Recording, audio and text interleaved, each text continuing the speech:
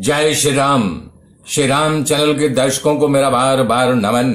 मेरे मित्रों, मैं आशा कर रहा हूं आप लोग हमें देख रहे हैं, लाइक कर रहे हैं, सब्सक्राइब कर रहे हैं और मेरी वाणी को जन जन तक पहुंचा रहे हैं।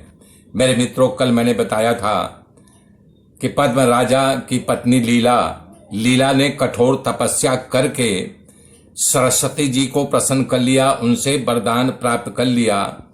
लेकिन कुछ ऐसा हादसा हुआ कि पड़ोसी देश का राजा पद्म राजा के ऊपर चढ़ाई कर दिया और युद्ध में मारा गया।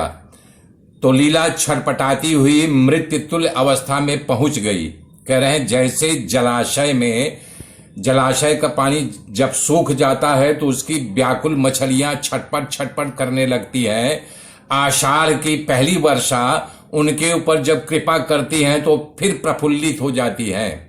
उसी प्रकार से जो अपने पति के वियोग में बिहवल बनी थी, छटपट कर रही थी, तो उसके ऊपर देवी मां आकाशवाणी के द्वारा जो है अपना अनुकंपा, अपनी कृपा को दिखाया।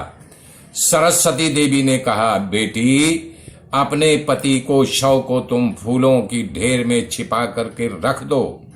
ऐसा करने से तुम्हारे पति का शव सड़े गलेगा नहीं, न तो ये फूल ही सड़े गलेगा। उचित समय पाने पर तुम अपने पति को प्राप्त कर सकती हो।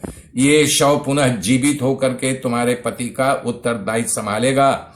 इसका जीव इस आकाश के आकाश मंडल में तिष्ठित रहेगा, तुम्हारे इस अंतःपुर के मंडप में बाहर नहीं जाएगा। तब अपने पति के वही अंतःपुर में फूलों की ढेर से छिपा कर रखने के पश्चात रानी को आश्वासन मिला, परंतु घर में खजाना रहे और आदमी दरिद्रता भोगे, ते कहाँ की बात है। स्त्री के समान लीला भी पति की सेवा से सुख से वंचित हो गई। अब जब वो मर गया है तो शव को फूलों में आच्छादित किया है तो किसकी सेवा करे, तो दरिद्र ही कहलाएगी न। तो फिर उसी दिन आधी रात के समय जब सभी परिजन सेवक गण निद्रा से अचेत हो गए, लीला अंतःपुर के उस मंडप के विशुद्ध ध्यान से युक्त अंतःकरण के द्वारा ज्ञानमयी भगवती सरस्वती का बड़े दुख के साथ आह्वान किया। देवी मां उसके पास आ गई और बोली कि बेटी, तुम्हारे पुकारने पर मैंने तुम्हें वचन दिया था, मैं यहां आ गई हूं। कहो, तुमने हमारा स्मरण क्यों किया? तुम क्यों अपने मन के शोक को स्थान देती हो? जैसे मृग तृष्णा में झूठे जल की प्राप्ति होती है, उसी प्रकार ये संसार में सब भ्रम फैला हुआ है, सब मिथ्या है। लीला ने कहा, देवी, मेरे पति कहाँ हैं, क्या कर रहे हैं और कैसे हैं? मुझे उनके पास ले चलिए। मैं उनके बिना अकेली एक पल भी नहीं रह सकती।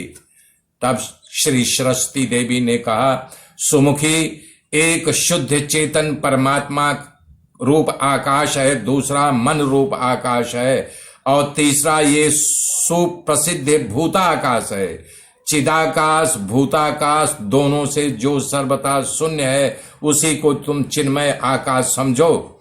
तुमने जो अपने पति रहने का स्थान पूछा है, वो चेतन आकाशमय कोश ही है, उसके अतिरिक्त और कुछ नहीं है। अतः चेतन आकाश का एकाग्र मन से जब चिंतन किया जाता है, तब पृथक विद्यमान न होने पर वो शीघ्र दिखाई देता है और अनुभव में आता है। चेतन आकाश आपके हृदय आकाश में भी स्थित है।